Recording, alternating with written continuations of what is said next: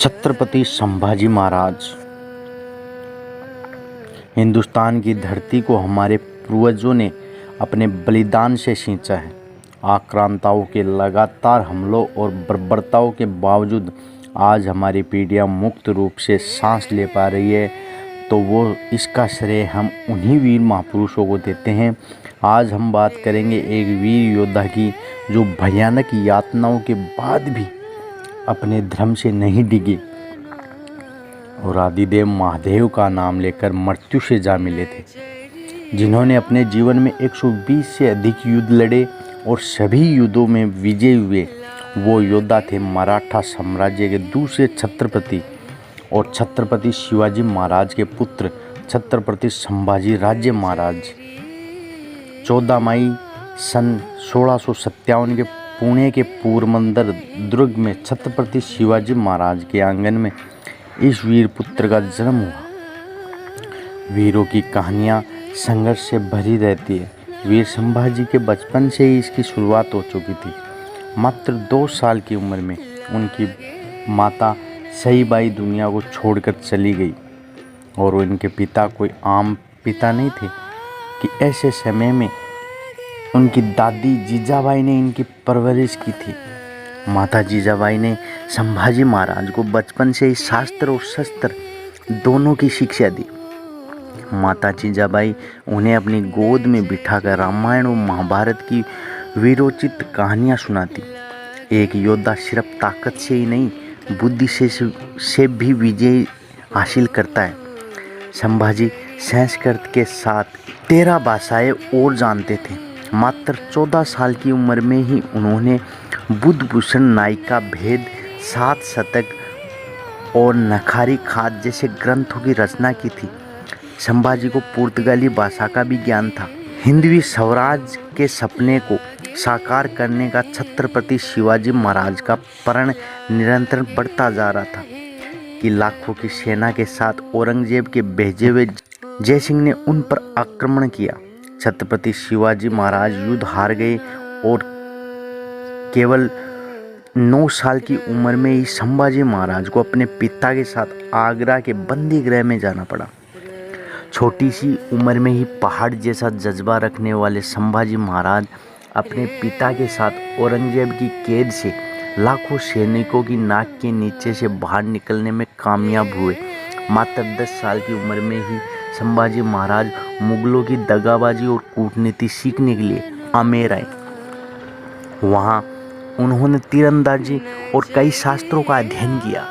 14 साल की उम्र में संभाजी महाराज ने अपनी 7 किलो वजनी तलवार से पहला युद्ध लड़ा, जिसमें वो विजयी हुए। उसके बावजूद उन्होंने दूसरे राज्यों को मुगलों के खिलाफ जोड़ना शुरू किया। मात्र 19 साल की उम्र में उन्होंने रायगढ़ में प्रशासनिक और व्यावसायिक निर्णयों की जिम्मेदारी संभाली।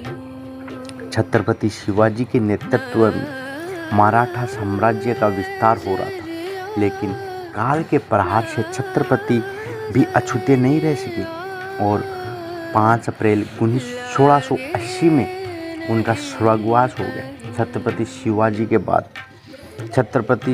की मृत्यु के बाद औरंगजेब ने गोलकुंडा, बीजापुर और रायगढ़ को जीतने के लिए सेना भेजी। 16 जनवरी 1681 में संभाजी का विधिवत राज्याभिषेक हुआ और मराठा साम्राज्य के दूसरे छत्रपति बने। 23 साल की उम्र में ही वे छत्रपति बन गए थे। महाराष्ट्र के औरंगाबाद में स्थित औरंगजेब के किले पर उन्होंने आक्रमण किया। इस किले में इतना खजाना था कि एक साम्राज्य के रख रखाव के लिए काफ़ी था। वो जानते थे कि स्वराज्य की स्थापना के लिए बाहरी आक्रांताओं का जाना और एक स्वतंत्र व्यावसायिक तंत्र का होना बहुत जरूरी है। औरंगाबाद के किले पर हमला औरंगजेब पर सीधा हमला था। औरंगजेब की 8 लाख की सेना को सिर्फ 20,000 की मराठा सेना ने धूल चटा दी। औरंगजेब ने बार बार कोशिश की, परंतु हर बार उन्हें हार का सामना करना पड़ा। मजबूर होकर औरंगजेब ने पुर्तगालियों से मदद मांगी, लेकिन संभाजी ने पुर्तगालियों को भी युद्ध में परास्त कर दिया।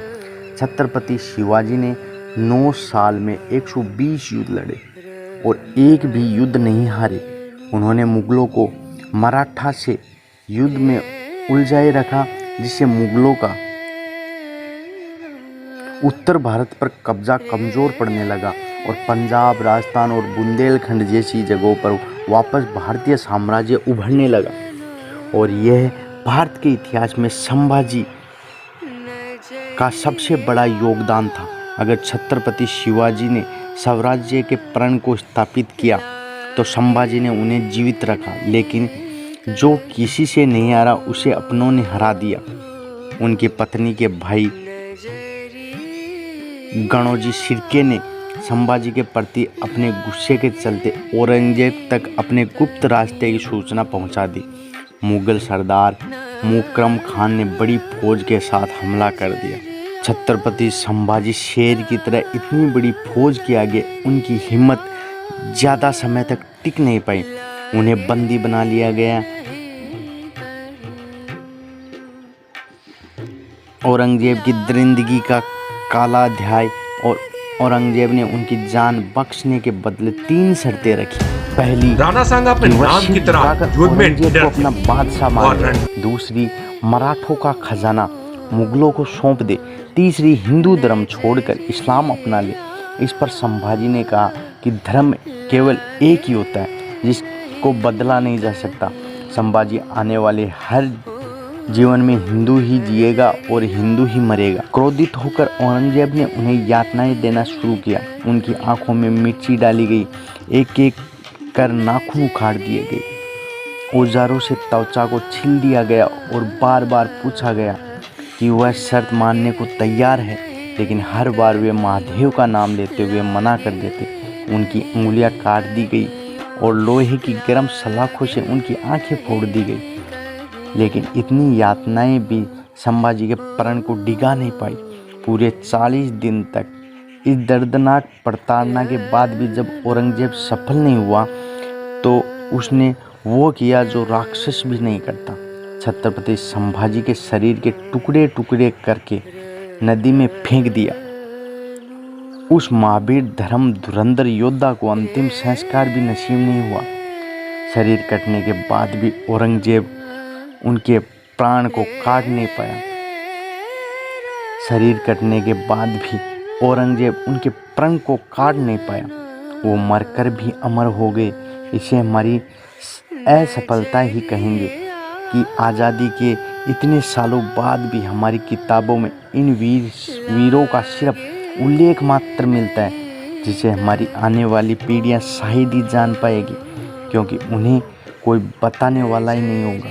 यह वीडियो एक श्रद्धांजलि है छत्रपति संभाजी महाराज के बलिदान को, जिनकी वजह से हम इस मुक्त हवा में सांस ले पा रहे हैं।